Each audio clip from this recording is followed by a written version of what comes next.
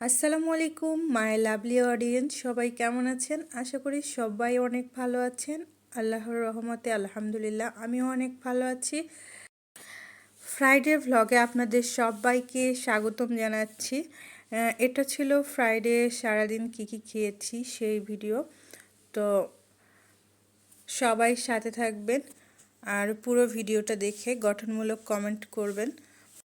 শুক্রবার সকালে ছিল নরম খিচুড়ি, ছিল মোটামুটি মিলের খাবার যেমন হয় আর কি।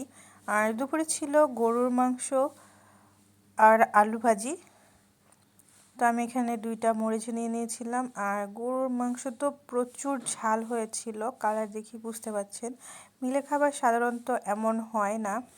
তো শুক্রবারে রান্না করছে, যেহেতু এটা পিকনিক করছিল মিলে সবাই মিলে, তো ওই দিন বাইরে থেকে ক্যাটারিংয়ের লোক নিয়ে আসছিল স্পেশালি গরুর মাংস আর রোস্ট পোলাও করার জন্য। তো ফার্স্টে আমি আলু ভাজি দিয়ে খেলাম, অ্যান্ড দেন গরুর মাংস নিলাম। আর এটা ওই যে বললাম না ঝাল ছিল, আবার এর মাঝখানে যে আস্ত মরিচ ছিল, কাঁচা মরিচ, সেগুলোও মেখে নিয়েছিলাম ভাতের সাথে চটকে। আর ওই যে ছিল আমার 2টা মরিচ। গাইস, এত পরিমাণ ঝাল!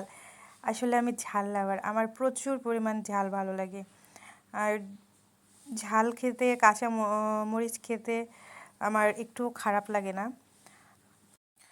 গরুর মাংসটা আলহামদুলিল্লাহ অনেক মজা হয়েছিল, অনেক ভালো হয়েছিল খেতে। এর আগে যে গরুর মাংস দিয়েছিল মিলের খাবারে, ওগুলো ঝোল টেলটেলে ছিল, অতটা ভালো হয়েছিল না।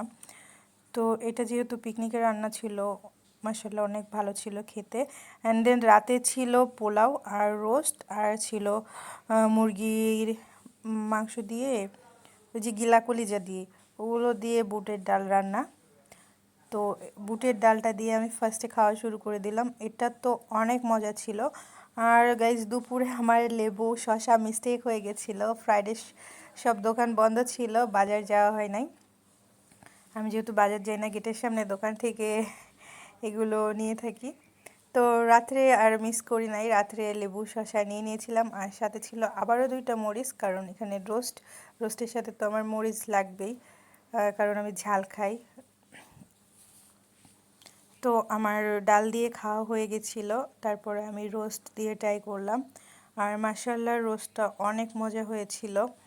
আর সাথে ছিল লেবু, আর ওই যে আমি লেবুর খোসাটা খেতে অনেক পছন্দ করি, তো এখানে প্রতিটা বাইটের সাথে আমার লেবু খোসাটা খেতে খাচ্ছিলাম। আসলে তো আমার ভালো লাগে আর কি, আপনাদের খারাপ লাগলে কিছু করার নাই গাইস।